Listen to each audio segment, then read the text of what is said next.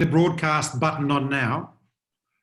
I'll just mute you for a moment, just so you know, until we get going. And I'll mute myself. And so just act natural. And then we'll get going in a minute while the others come on board. They're hopefully in the background.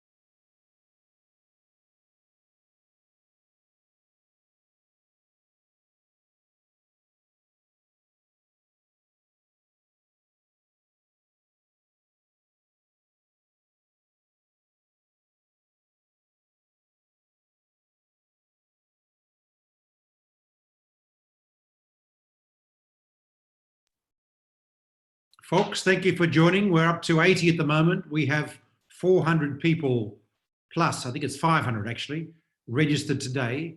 So we will wait till more people come on board. It's 2 minutes to the hour and we'll get going in a few minutes' time. Thank you for your patience. In the meantime, you have the opportunity to admire the delightful faces of my guests, Fabrizio and Ursula, who are on mute until we get going. Thank you again for joining us today. We'll come back to you in a couple of minutes.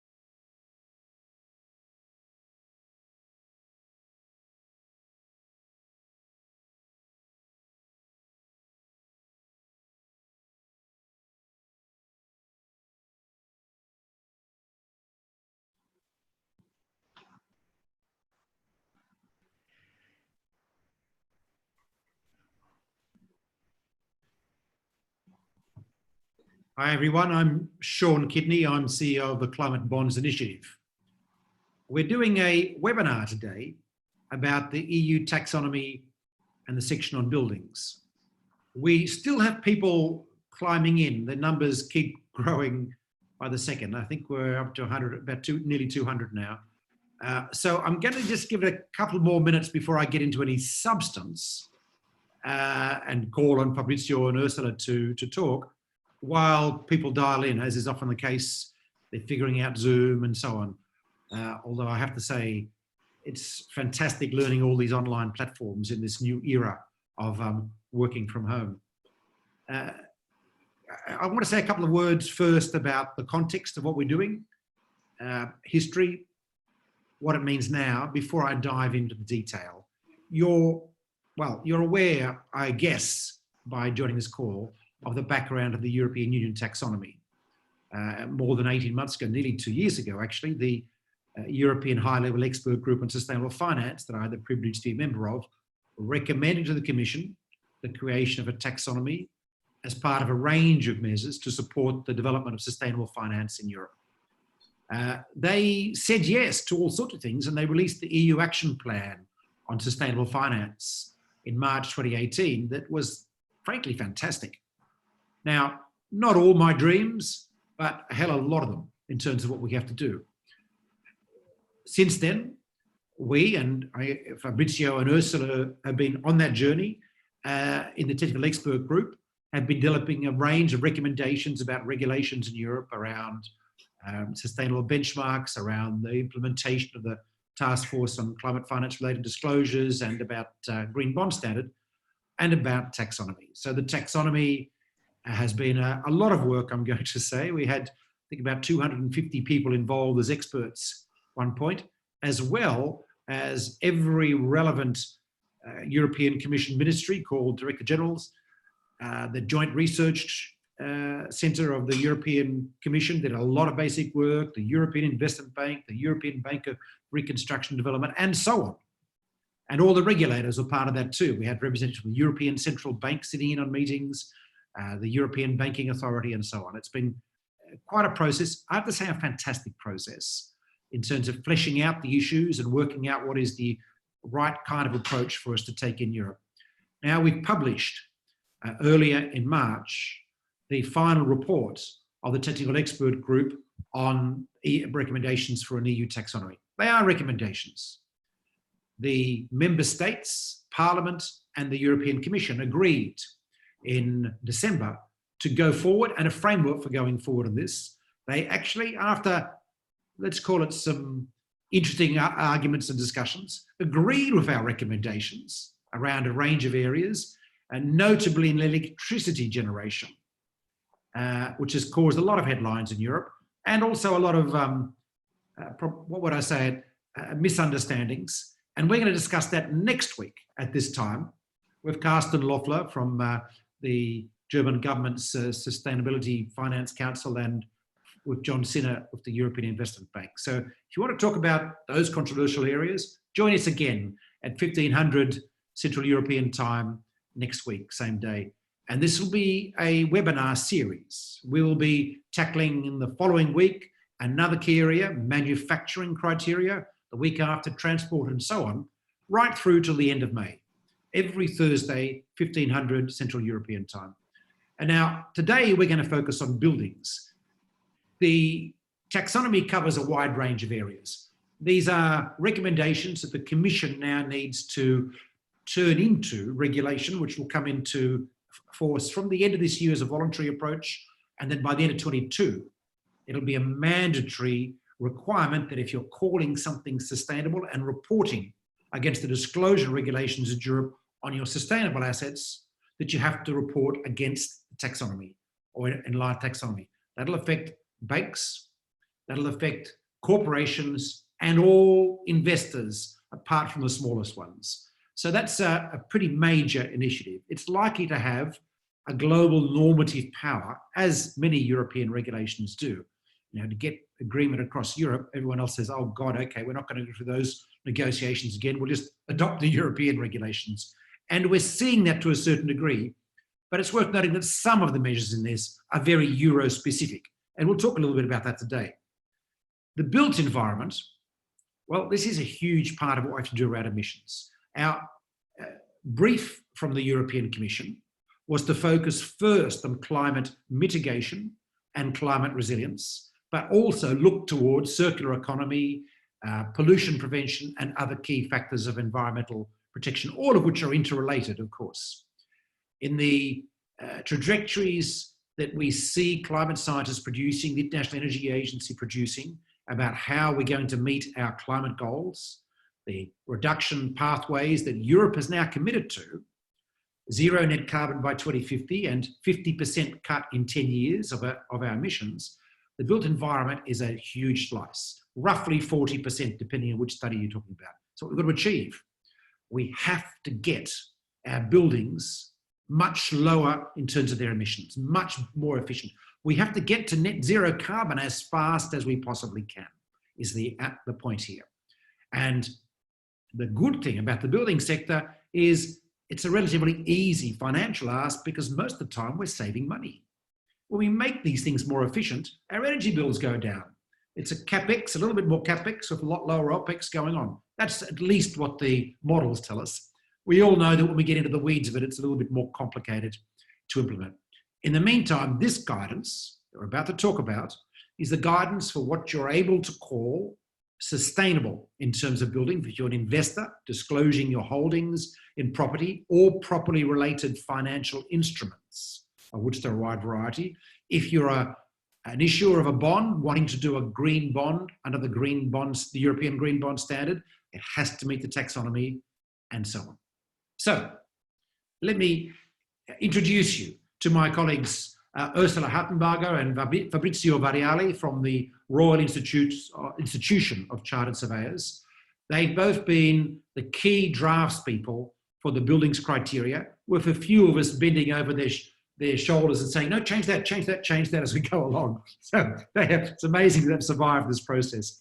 They're going to talk a little bit about it. Thanks for joining us. What I'm going to do now is open up the PowerPoint with a few documents, but can I just get you, while I'm doing that, to give us a flavour of what we tried to do here and where we're going. Ursula, can you kick us off with some remarks just to put people in the right direction about what in the hell this is that we've done? Well, hello everybody. Yes, as Sean said, it has been quite a journey, especially for the buildings group. It's a complicated sector, it's a fragmented sector. We have lots of stakeholders with very different interests, with different challenges as well. So from that point of view, it certainly hasn't been an easy task. And we hope that with the criteria as they stand now as part of the recommendations, that we have reflected not only ambition, but also a certain amount of pragmatism, because there were challenges around how ambitious do we want to be, but at the same time we also want to take the market with us. We also want to let existing instruments thrive further, and a certain amount of realism as well, in that we could have certainly gone much more ambitious, if we'd wanted to. I mean, sometimes we wanted to, but then looking at how the market lies, we just decided we have to find a compromise, and finding these compromises probably was the hardest part of the work. Yeah. But all in all, I think I'm very pleased with what we've achieved, because we have struck a very good compromise, and also we have a very, very strong focus on renovation, and I think that's where really our efforts need to lie, and have been quite inclusive on renovation as well. Let's have a look at the details. Essentially, we've got three kinds of criteria, right? We've got thresholds and guidance around the ownership or the acquisition of buildings. That's if you're a real estate trust and you own buildings and you want to disclose what are green, or if you're a bank and you want to do a green bond based on mortgages to existing homes, if you like. We've got the renovations criteria if you're upgrading or improving a property. And we know that renovations are critically important. It can be lower emissions to do renovations than to do a new building. And we've got a lot of old buildings in Europe, particularly in places like the UK or France. And the new build criteria. where if you're doing new building, the rules that you have to have. So they're different. So let's start off with the ownership and acquisition criteria. Maybe I'll go to Fabrizio. Just tell us, I'll put on the screen the PowerPoint. Just explain what we're looking at here. Yes, thank you, Sean, and good afternoon to everybody. So the ownership plus acquisition, as you said, applies to when you're either buying a property or you already own a property and you want to consider it as a green building. And you might look at the revenue that you get from renting that property and having it as you said, as a green revenue. What does it mean? That the building is, of course, already existing and we are assessing it as it is now. And most of the buildings, effectively, this will apply to those that have been built before 2021. And as it says, we're looking to select within the existing stock, the buildings that perform the better. And we chose the top 15% of that stock to say that that's the best performance. Of course, it could be more or less than 15%, but we feel it's the right level to start from. The idea behind all of this, if I remember correctly, is that we identify what are best practice buildings in the market, and then we drive those standards once we get a market going towards net zero carbon eventually. So we need to achieve this reduction pathway over time. How would that work? How's that going to work? Exactly. So when the top 15% is established and you get enough data to be able to understand, let's say in Lithuania, what is the top 15% for an office building, you will be able to arrive to an absolute figures in terms of energy consumption or primary energy demand. And you will take that as your threshold effectively. And that threshold, which is let's say it's 50, then gets decreased in a few years in steps towards net zero carbon by 2050. That is the general target that the whole world really has been given for the built environment. So we are talking about buildings that are already there. We need to start from somewhere, and we start from the performance of the top 15%. But that figure will progressively go down so that the buildings will need to be improved more and more. So in the next 5 years, we'll be doing work on establishing absolutes, which will guide future thresholds. But for the next 5 years, we're saying if you can prove you're in the top 15% of a market, then that's adequate. So you just got to find a way to do that. Exactly. So how can people do that? What do you think? How can you see people doing that? Yes, so it really depends on the type of data that is available to each situation. But let's talk that, as again, we are talking, let's say, as an office building in Paris, you would be able to look at a certain data sets that look at the building stock composition and their energy performance. There are sources of this. One of the largest sources is the EU Building Stock database that can be found in the European Commission website. But also there are other organizations that can provide that type of data. Once you understand what is your own building's energy consumption and you compare that to the performance of that top 15%, you will be able to see if it is within that figure or not. So essentially, we have not solved the problem for you of how to measure. We would have liked to have used energy performance certificates and other measures, but it's muy complicado. And one of the issues is that there are different thresholds in the EPC schemes around Europe and so on. So we hope that the Commission will be able to advance that agenda in the meantime. So in the meantime, we've set a threshold, an in-principle threshold, and we're leaving it to the many, many sustainability consultants, energy consultants who do understand this place to provide advice to you on how to. This is not particularly complicated, as Fabrizio was indicating, and there are tools. I mean, you can use Climate Bond certification or LEED and BREEAM, I think, will be able to help you out. Is that right, Ursula? Will LEED and BREEAM be able to be relevant here? How could that work? Yeah, I mean, in terms of, well, I don't want to jump ahead, but we've also been given thought to how the taxonomy could be applied internationally, pretty much right from the word go. As you can see here for new build, we refer to EU legislation. Within renovation, it's a little bit easier because the delivery of 30% energy savings that could be applied, internationally. The reference to the Energy Performance of Buildings Directive, of course, again, is EU regulation. So, so one path that we see as feasible is using the LEEDs, BREEAMs, and all the other sustainability certifications as a way of a proxy, whereby the way that we think it might work is if these certification bodies apply to the sustainable finance platform, which hopefully will come into life in the autumn, but at the end, at the latest at the end of this year, and basically submit their data and lay open where their absolute thresholds. And then if they compare with the criteria of the taxonomy, then they can be accredited. So then you can use then your BREEAM or DGNB or HQE or whatever certification outside of Europe as a way of proving that your asset or your portfolio is eligible. So the key point is we've set a threshold. It's a good threshold in terms of driving best practice going forward. It applies to buildings built before 2021, because then we've got a new build thing coming into play.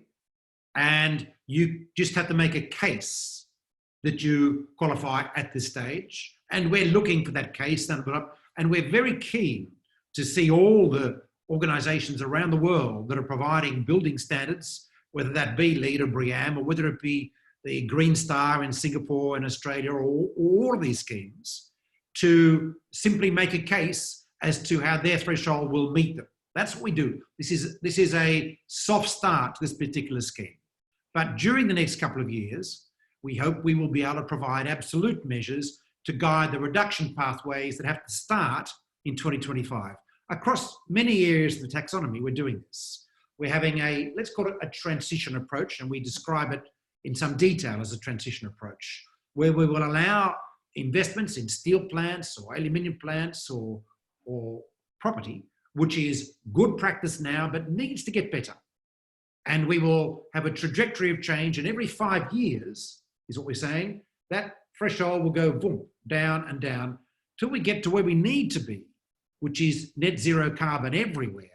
And that's our objective. And we expect to have a faster transition in new build criteria than we do in ownership and acquisition. But that's a kind of separate story, isn't it? I just want to finish on this one. We've also mentioned that large non-residential energy buildings do also have to have a dedicated energy management system. Now, that's becoming the norm. It's not really the norm. It ought to be the norm, right? In this day and age. Ursula, is anyone actually not doing this anymore? Are there crazies out there? I very much doubt it. I mean, we're talking large here, and I think the emphasis needs to be on large. Yeah, you were talking about OPEX. Yeah, you want to reduce your OPEX. So why would you not have a dedicated management system, or at least have a dedicated team of energy managers looking into that? I can't imagine. Well, maybe in some parts of the world, but in general, I think this is pretty much standard. Yeah. Okay. So it's not as if we're asking for something which is completely outlandish. So there's a lot of detail in the report. Ursula and Fabrizio did a lot of writing about explanations and so on, but we do understand that there is still further explanation to be required. I mean, an example, Fabrizio, you had a bit of interchange last week about leasing, where the leases can be involved, which you hadn't described in the report. Can you explain what that is and where we got to? Yes, so that was also what I was referring before. So if you're a company and you own a number of properties and you're leasing those properties for as part of your business, and of course you get the rent, so it's a revenue. It's part of your turnover as a company. If those properties are, eligible or aligned, better saying, with the taxonomy criteria for ownership or acquisition. So again, if their energy performance is in the top 15%, and it's also if they are offices probably or retail buildings, then it also applies the second little rule on the energy management. if those buildings are aligned with those principles, then the revenue that comes in, that part of the turnover, you can claim it as a green revenue. It's aligned with the taxonomy. Okay, that's very important to know for people in the finance industry. Good point. A question that's just come in. Ursula, how do we define a large building? Is there a cutoff point? What's the guidance for the finance sector, say? Well, again, you could take the EPBD as a guidance, at least in Europe. What does EPBD stand for? The Energy Performance of Buildings Directive, because they're very clear criteria about what is a large building, how many square meters this would have. And I think this would also, for ease, I would also take this as a cue for the ownership and acquisition, although the ownership and acquisition does not form part of the EPBD, but at least we have a definition there. Because again, you can argue, where do you draw the line, and how many square meters or square feet is a large building. But I think that is something that we should refer. People have asked where we will be able to answer questions. We are preparing a Q&A with our rapporteur, Nathan Fabian, of the Principles for Responsible Investment.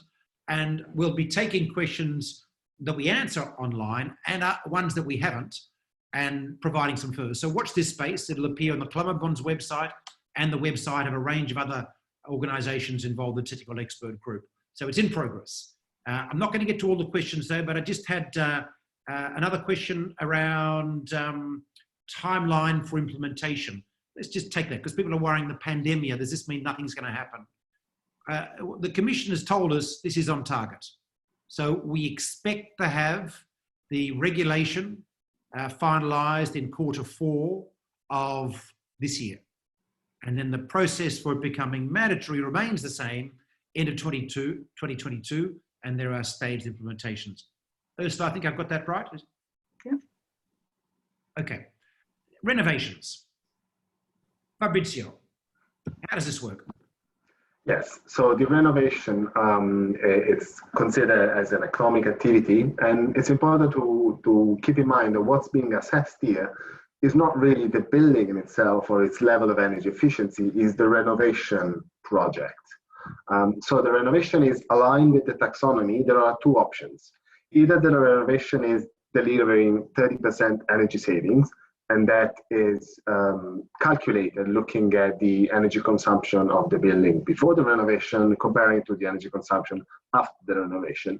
Both energy consumption, they are the calculated, the theoretical figure that come out of energy modeling, not the ones that come out of the energy bill, because those are varied and they're not really applicable in this sense. So if your project effectively on paper delivers 30% energy savings, then it is aligned. Or as an alternative, if the renovation complies with all the requirements that are given in the national regulation under the heading of major renovation, then it also complies, and so it is aligned. Now, what are those requirements for major renovation? They are different in every member state in the EU.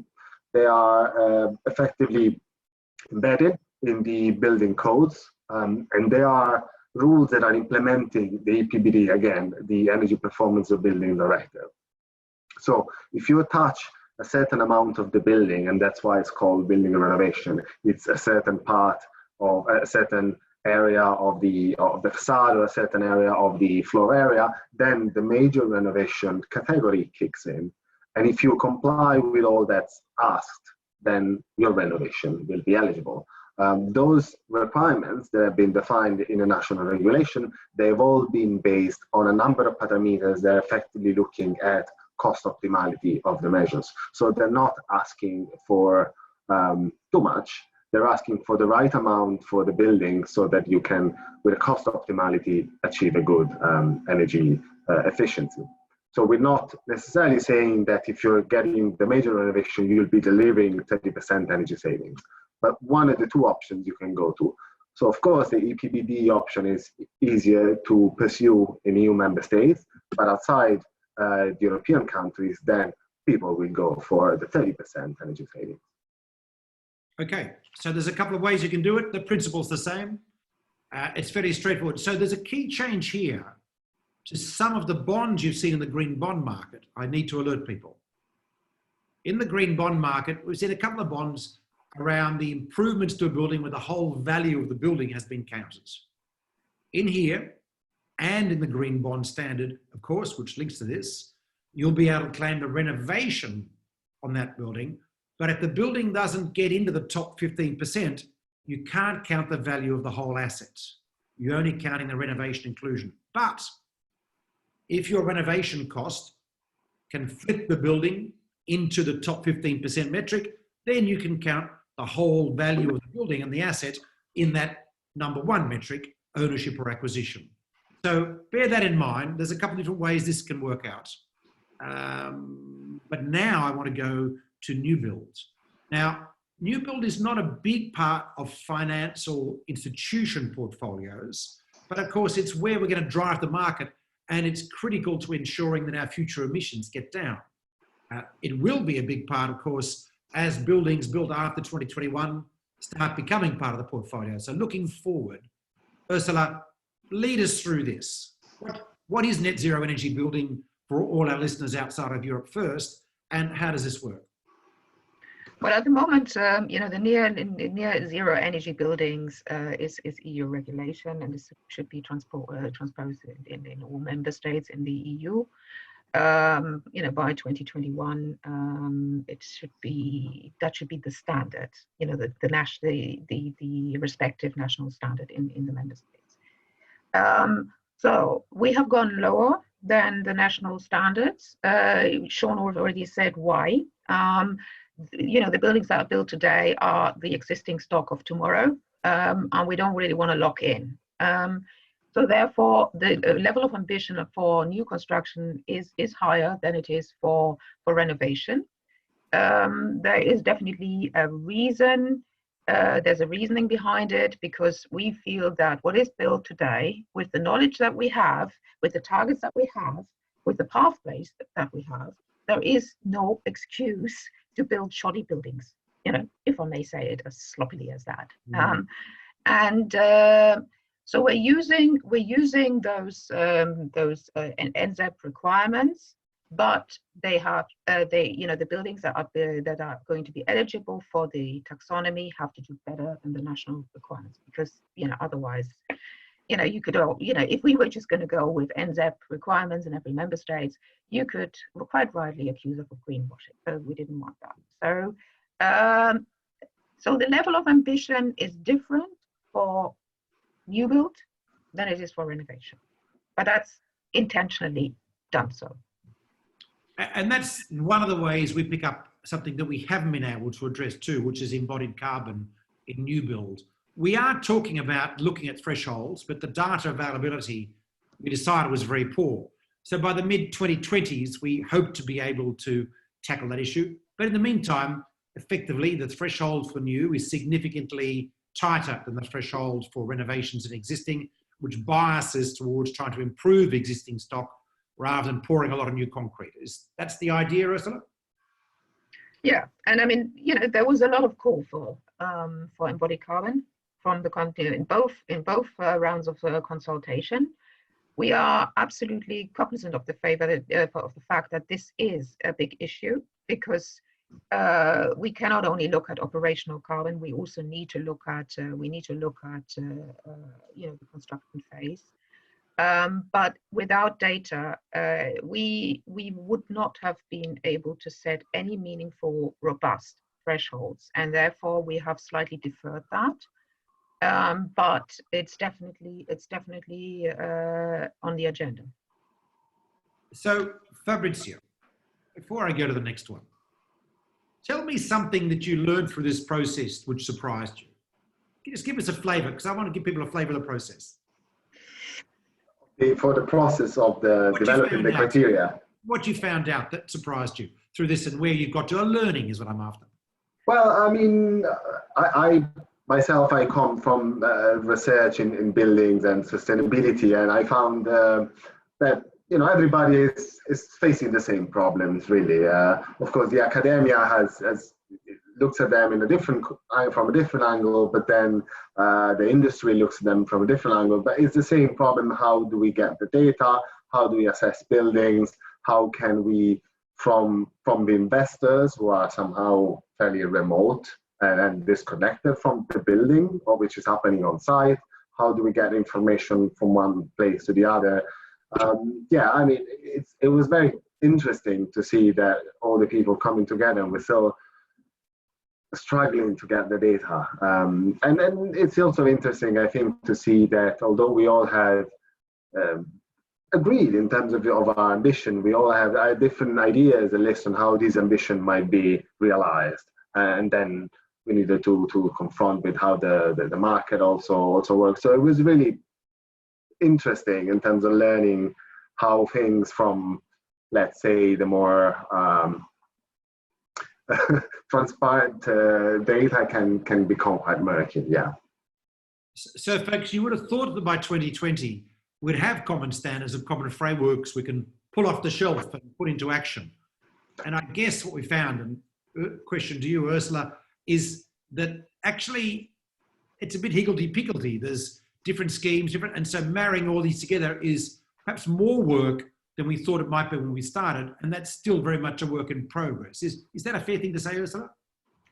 Yeah, I think probably also, even you already mentioned the EPCs and the thresholds, and that probably was quite a big, challenge for us because, you know, it would have been easy for us to just use the EPC rate system as thresholds. And after so many years of EPCs already being in the market, we kind of naively thought that would be feasible. And increasingly, it became apparent that it wasn't. I mean, Fabrizio and I, we've been digging very hard, and also at member state level, to try and get a feel for what the thresholds may be, and also to be able to compare. And that is something that I almost felt really quite frustrated with, that we could not use the most obvious policy tool that is out in the market in Europe as a threshold. And this is why, you know, our discussions were extremely challenging and complicated. On that question, I've got a question from my friend Frank Richter in North Rhine-Westphalia Bank, who's been one of the leaders in the green bond market. Just as an example, he says, what does NZEB mean in terms of the German EPBD?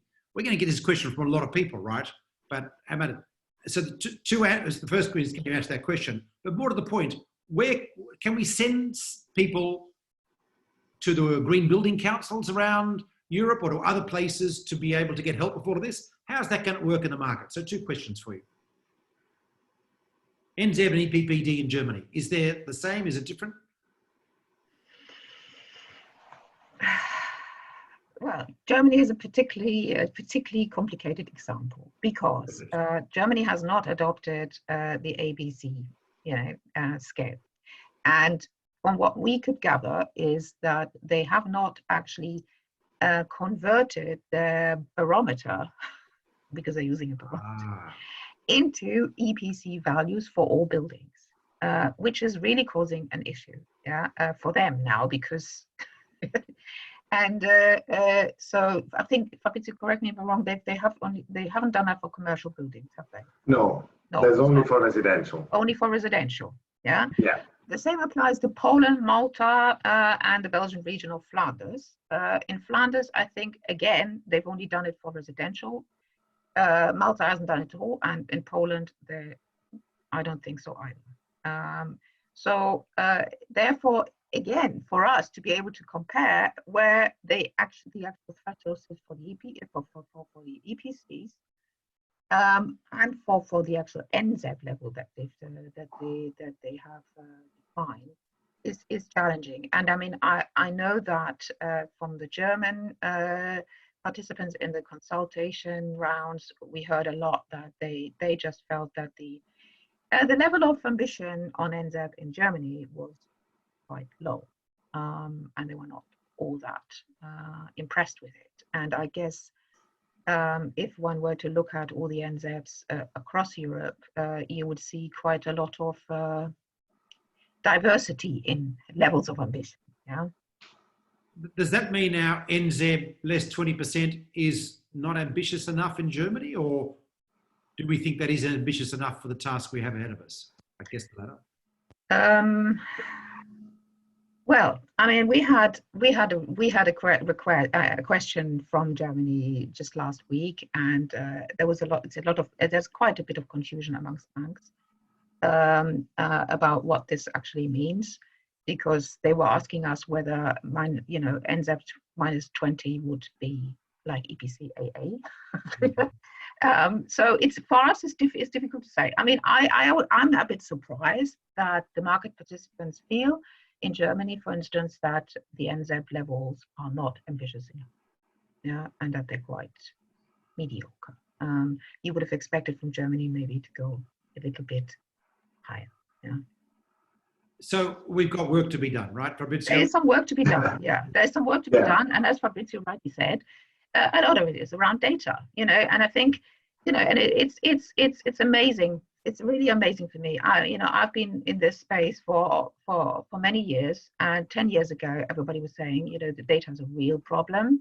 And then 10 years on, we're still saying data is a big problem. I mean, there is data there, but it's also not captured and managed in a very consistent and systematic way.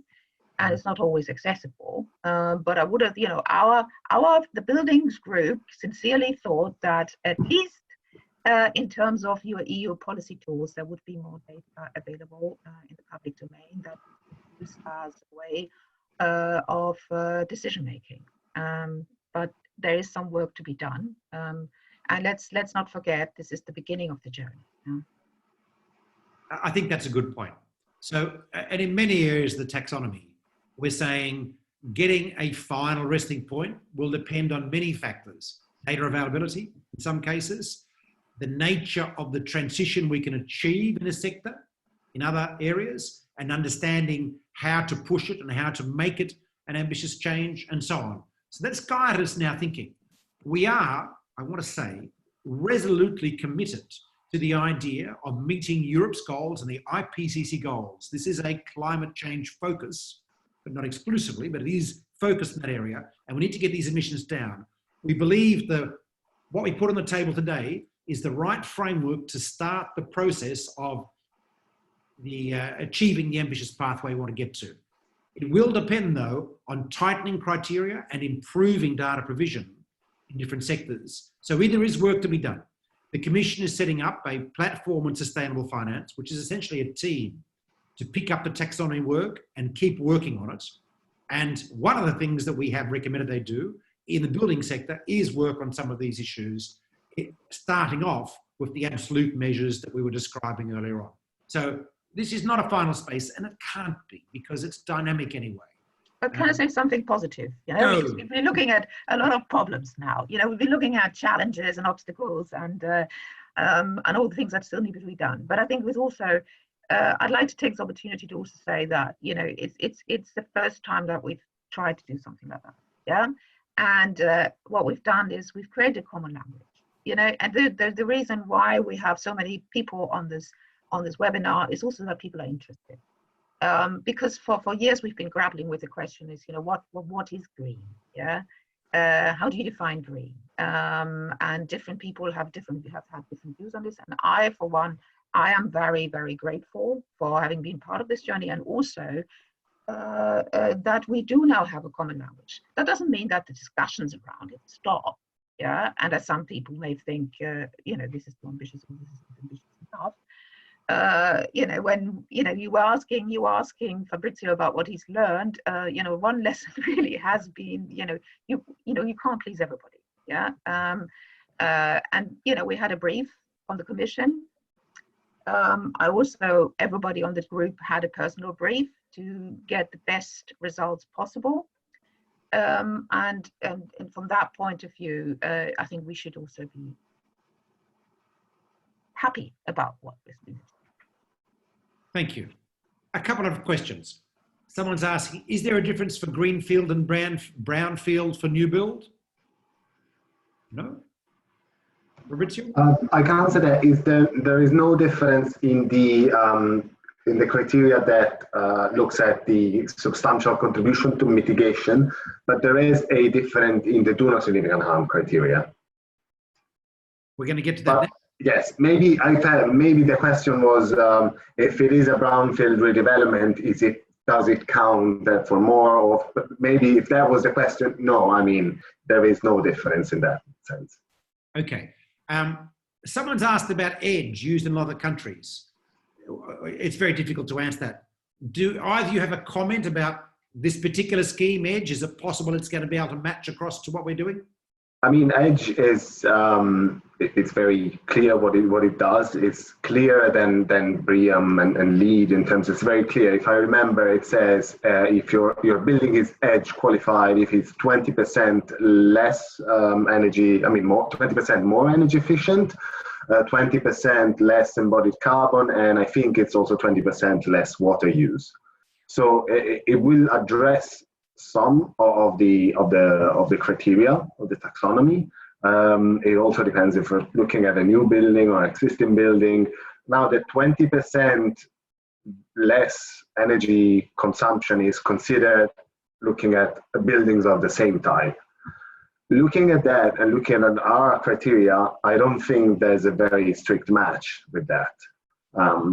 But it is really up to the EDGE organization and or the BREEAM and anyone to make an argument, because they're the ones that are in the best position to tell us what their scheme actually does and how they calculate the scoring system, etc., etc. So they are in the best position to make an argument and say an EDGE building in Washington, for example, an office, it's comparable to the performance of the top 15% in the same area for the same type of building.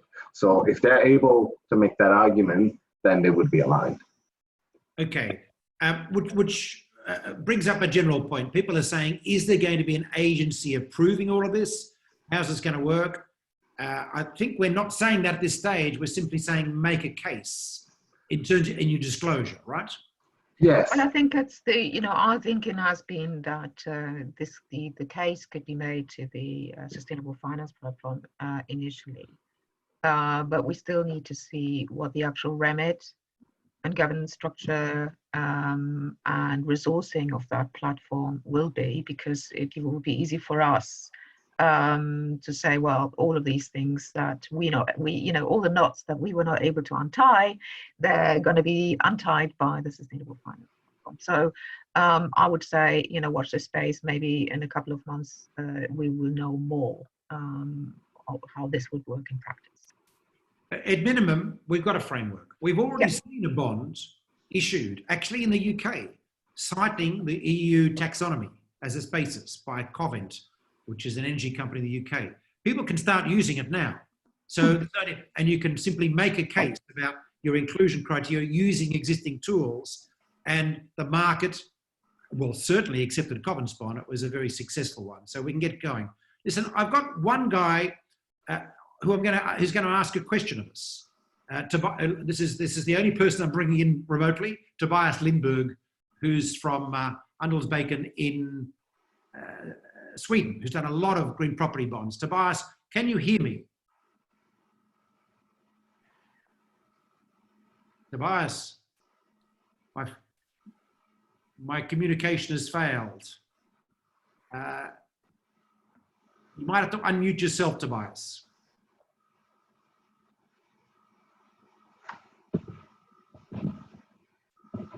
Okay, Tobias, speak. Okay. Looks like my experiment may not work. All right, I'm going to have to move on. Next, I want to tackle the last area of our criteria, which is the whole question of individual measures. Maybe who would like to lead us through what we're thinking of here? Maybe we start with Fabrizio first, and then Ursula can chime in. Yes. So this is an umbrella activity that we use to effectively list a number of measures and professional services that are eligible to be effectively purchased. There is to be considered a difference with the renovation category. So the renovation, of course, it looks at the whole renovation package, and it doesn't really look at how you're going to do that. Here, we're just saying if you do any of these measures individually or in combination, those will be eligible just for their cost. The building does not become necessarily a green building, if you want to call it, doesn't become something that it's aligned with the ownership category, but the cost of those measures will be eligible. So the cost of installing the PV panels on the roof, or doing an insulation addition to your walls, or replacing an inefficient boiler, or having an energy audit, those will be eligible as a cost.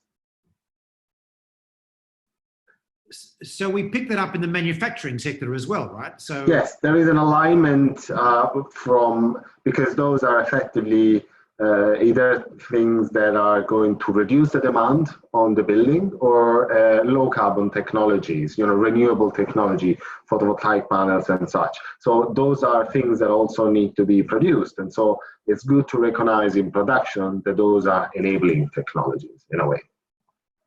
So if you're a triple glaze window manufacturer in Poland, your windows, if someone buys them to put into a building, that cost counts. And in the manufacturing sector, your plant counts, right? Yeah. And there's a lot of small and medium-sized enterprise opportunity in this, what we call a whitelist. Yes, because people will get a little bit more access to doing these measures. And so it will generate a demand for those measures, not just the demand for the product itself, the material, but also the demand for the manpower to go on site, install it and test it, etc. So it will create jobs. It will help doing that. Yeah. Now that's a critical part of this. It's not just a big end of town taxonomy. We have tried to address stuff which is direct relevance to small and medium-sized enterprise and the sort of activity that's associated, especially of renovations, but not only of renovations. Key point. Okay, I've got a question here I just need to share with you. You know Peter Sweetman from EFIG, who's one of our Climate Bonds Advisory Panel members, our original. So he's asked this question I'm going to share for you. I'm confused, he says. Half of global wealth is stored in buildings. Buildings use electricity, gas, and other fuels that we can measure. We can measure the size of buildings, know a lot about them. We also know what size their roofs are, and how much wall space they have as well, and what their orientation is. There are tons of different rules. Why can't we create data for all the EU cities and then compare with real buildings and plot the 15% for each city to make it easier for building owners? Can we? So the question is, why are we not getting data from existing buildings? I think he's frustrated that we've been, as we are frustrated too, in getting this. And I'm going to say, look, the answer, Peter, is you're right. This is crazy, but it's not readily available. And it is one of the things that we're recommending that the Commission and the joint research centres pull together. It could have been done last year. It wasn't possible. Fabrizio and Ursula. Yeah, what I can say is that the data is there. A lot of the data is there. What is very difficult is to actually have data that is comparable and homogeneous across cities, because there is the UK database, there is the French database, there is the German database, the Italian one, and they will all look at different things because they have different building typologies, etc. So, though it is very difficult at a general European level to compare and to say, we want to have a level playing field across our criteria, it might probably be easier to go into each nation or region and to look at the data that is available there, because it's more likely that somebody will have done a study, there will be a national database, there will be some data. It is just very difficult to pull that data all together and then saying, this is the level that's fair across all those countries because of all the different methodologies. So that's where we want to go eventually. But at the moment, effectively, the data is probably more on the field. And in general, why don't we not getting more data on buildings is because a lot of buildings have been built years ago. The design has been lost, the drawings are not there anymore, or also if we're looking at energy consumption, is not something that we can readily get our hands on as data because it's personal information, is regulated by GDPR. So there's a lot of issues why the data is just not there immediately. Did you want to chime in on that, Ursula? Yeah, just quickly. I mean, of course, I agree with Fabrizio. You know, doing this at a pan-European level, you're very likely to distort the results because there are just so many parameters that play into it, and there's only so much you can do with modeling. Yeah, you'll never approximate the reality in the respective market. You know, it depends on whether you have a central buildings database in a country. If not, very, very difficult. I mean, even in Germany, you know, this is, you know, we're looking at it from a valuation side, for instance. You have regional valuation councils and they don't share data. And that makes it very, very difficult to come to a very homogeneous result for even for one country. But, you know, we would, you know, more work would need to be done on this. But, you know, this was not part of our remit to do a fully blown study. But the GRC started doing that, and it was quite complex. So it's important to note that the whole technical expert group process was done pro bono. Extraordinary. I know, extraordinary. Every member contributed their time without any cost recovery. Some people were able to have their salaries covered by their existing positions. Some people just did it as a pro bono activity. And that's the way Europe has to get things done sometimes because its budget is so tight. We hope, though, that the Green Deal, the emphasis on the transition, will see funding available for the joint research centres and others to do the work that's really required to pull all this together going forward. In fact, we're very optimistic about that in the coming year. I mean, Peter has retorted, we can calculate it, we set a standard. If the industry doesn't like it, they can provide better data. We should just start doing it. We agree with you, Peter, but it's not as simple as just rolling it out because we don't have it at our fingertips. We are kind of hoping, and I think Fabrizio and Ursula is fair enough, that the joint research centres could move quite quickly on this and do something, and it may even come in before next year. Let's cross our fingers and continue to ask the Commission to sort it, all of us. We need these solutions in place. A question to Fabrizio, technical question. The requirement of relative improvement of 30% for innovations, does that mean the reduction of primary energy demand or the reduction of primary energy consumption? Some of our readers might need to, listeners might need to know what that means. It's primary energy demand. I'm fairly sure it's specified in the criteria. I will have to look it up again, but I'm fairly sure it's primary energy demand. Okay, so let's have now a quick look at these do no significant harm criteria. The principle we had, let me frame it this way. If you're building a solar plant, you can't build it on a wetland. You know, it's kind of obvious. So we've tried to encapsulate a few rules like that. If you're building a railway line, low carbon transport, we don't want you to build it to a coal mine because you'll actually increase emissions. So that's the sort of principle. Now, these are the things we've picked up in the property criteria. The asterisk ones are ones that are essentially covered by regulation in Europe.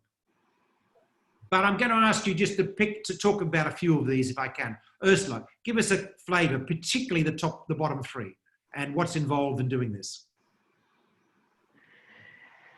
Well, I mean, the do no significant harm criteria, there was a lot of discussion with the market around feasibility and practicality, especially those where there is no regulation in place in Europe. And of course, parts of the market felt that it was a bit too onerous.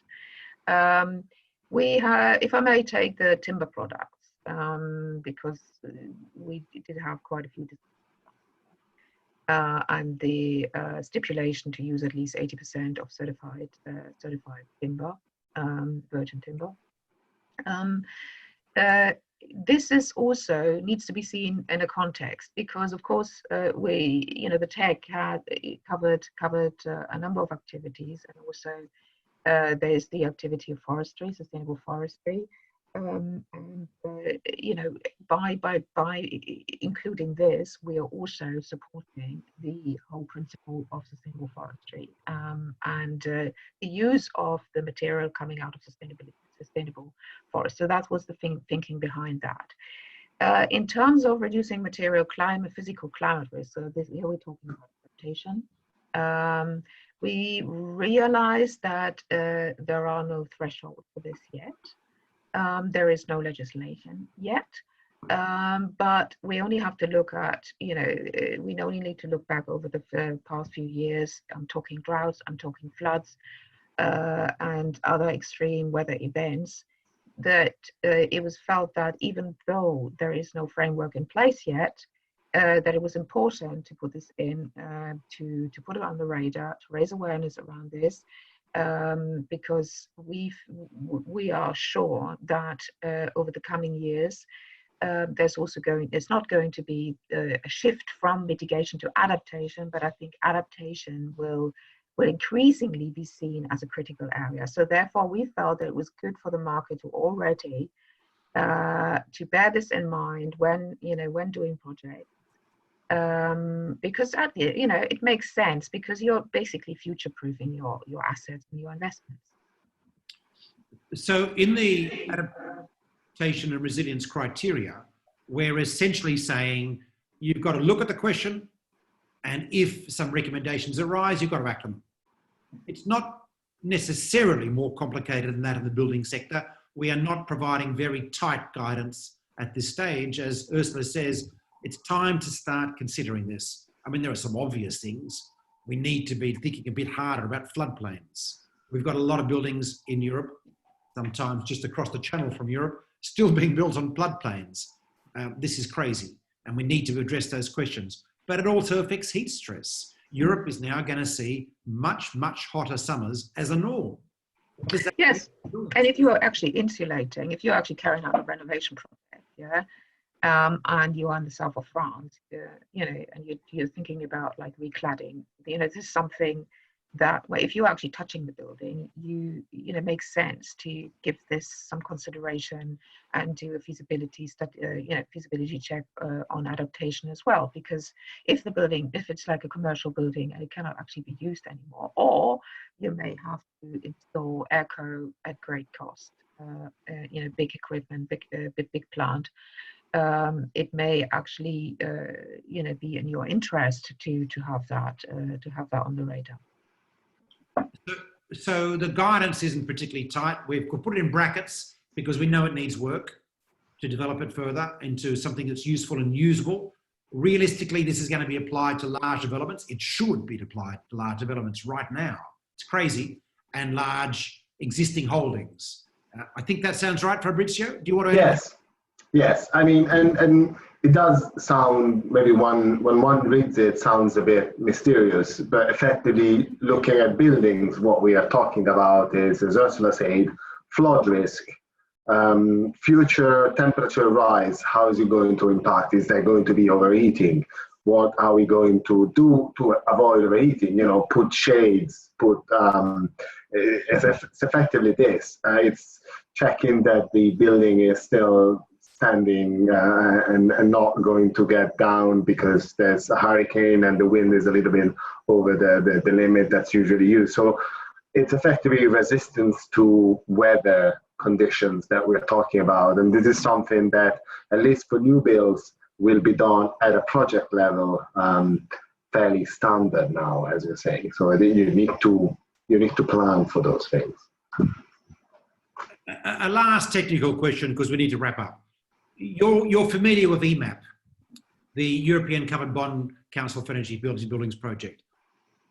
How hard will this be to align? Is this an issue? Any thoughts about that? Is this going to be something that is going to work clear if EMAP's gone, or will EMAP change to fit what we put out of the taxonomy? Any thoughts? Well, we've been in constant contact with the participating banks from EMAP. I mean, we were also, from an RICS point of view, we were also involved in the EMAP project. So from the word go, for me, it was very important to to align the two initiatives. The target audience is slightly different, of course, for EMAP, but you know, the 30%, for instance, in the renovation, that's also reflected in EMAP. EMAP uses EPCs. We're using NZEBs. But on the whole, I don't see any conflict there. It's very complementary. And as I said, that the target audience, mortgage banks. We've been talking a lot to mortgage banks, and we've been talking to the banks participating who signed up to the Energy Efficient Mortgage Initiative. So there's been very, very close consultation between the two projects. Great. So you can download the report online. There's a link showing on the screen now. But if you just search EU taxonomy, you will find it sustainable finance. You'll find it fairly quickly on the internet. We've covered a range of areas. This has not been a teaching session. We've tried to make this a discursive approach and pick up questions. Thank you for all your questions. We will aim to pick up as many as we can in the Q&A or answer a couple in response. Before I wrap up, Ursula, any final comments, advice to people about engaging with this? My comment would be get started, yeah, and let us know how you're getting on. I think that would be very, very useful, because we want to know how this works in practice, because we need this feedback to get a feel for also for the sustainable finance platform to inform their work. Yeah. Fabrizio, farewell words. Yes, I agree with Ursula. It's important to start working on this, and start to see how your investment or property might look against the taxonomy, because what the taxonomy is a system of reference for disclosure. So you just look at the data that you have and what the taxonomy asks you to do, and you start there. And as Ursula said, it is a work in progress. It is a very tough job as a remit, trying to define what is a sustainable activity for 6 environmental objectives. So there needs to be adjustment, and and it's very valuable to have an exchange with the people who are going to use this, who are the users. Thank you very much for joining us today, Fabrizio and Ursula. Everyone on the call, please vibe them thank you, which is the best we can do. No claps available.